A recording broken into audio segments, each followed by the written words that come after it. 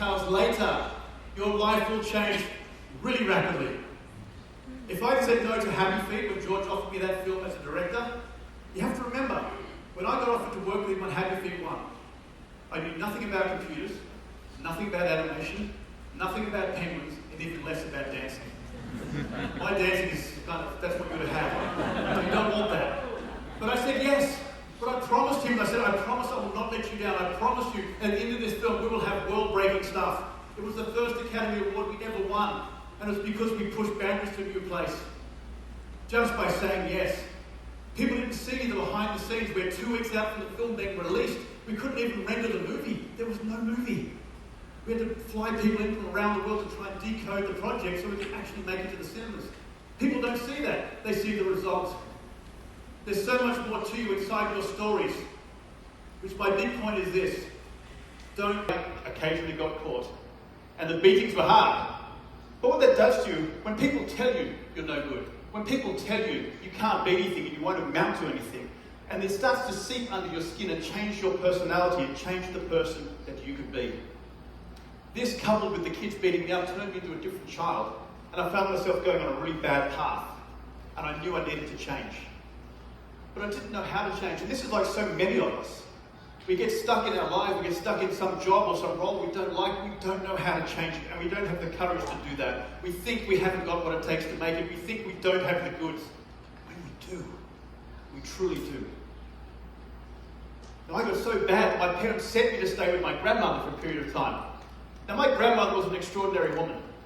She'd survived both world wars, survived the depressions that followed, and that included losing 2 of her daughters along the way. But she never lost hope. And I would go to her place and sit down with her, and she would make rice pudding. And we would sit at the table and we would talk. But this one particular day, she'd been told that I'd been so bad, she decided she needed to say something. And she said, I need to tell you a story. So I sat down and I listened. She said, in 1921, in a farming paddock in Quilpie, in the back of Queensland, Australia, 200 townspeople gathered. The energy was abuzz.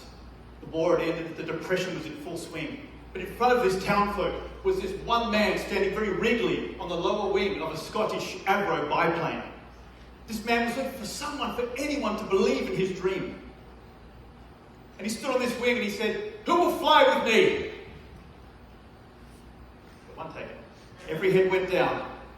You see, it was 1921. Aeroplanes were nothing more than rags, sticks and wire. So he called again, he said, who will fly with me? 52 miles an hour and into aviation history.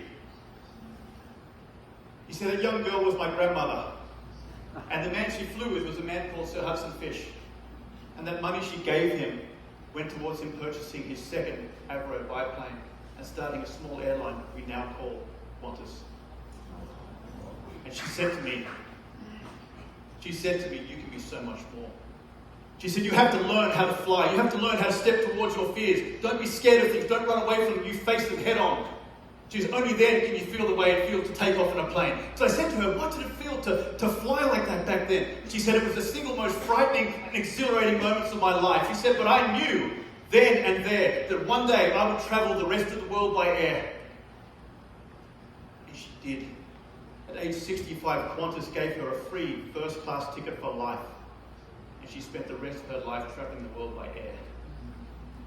This one lady that grew up in a farm, taking steam trains and biplanes, the final trip of her life in her 90s to see my uncle, who was running part of IBM in Tokyo. She took a bullet train and a superjet plane. In a 100-year period, that's what she did. And she said to me, you have so much more to offer. And this is the same for any of you. So many of us sell ourselves short. We tell ourselves we can't do these things when we can. We have to face our fears. And she told me this story, and I went home feeling different. I went home feeling strong. I thought, what can I do? What can I be? And I started to dream. For years in my life, teachers had told me I would be nothing. My friends, families told me I would be nothing. I always thought I'd be nothing. And it takes a toll on you. But when my grandmother said these words, it changed me.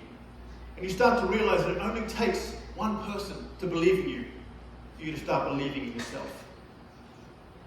Be that one person.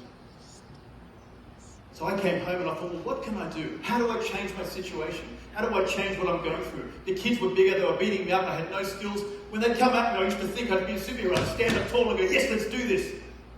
But I didn't. I froze and I got this. I didn't know how to change. But one day, on my paper route, I was going through the local shops and I just happened to look up this flight of stairs and see these two really large individuals walking up and disappearing through a doorway. And so I followed them. I sneaked up and I got onto this box and I looked in the window and they saw me. Now what I saw in there looked like a dungeon. There was chains and steel and iron and rust. But I thought, wow, what is this? But when they saw me, they didn't shoo me away, they said, come in. So I went inside. And when I walked in the front door, this emanation, this stench of rotten sweat hit my nostrils. But I loved it. And I knew this is somewhere I wanted to be. It was a gymnasium. And I walked through the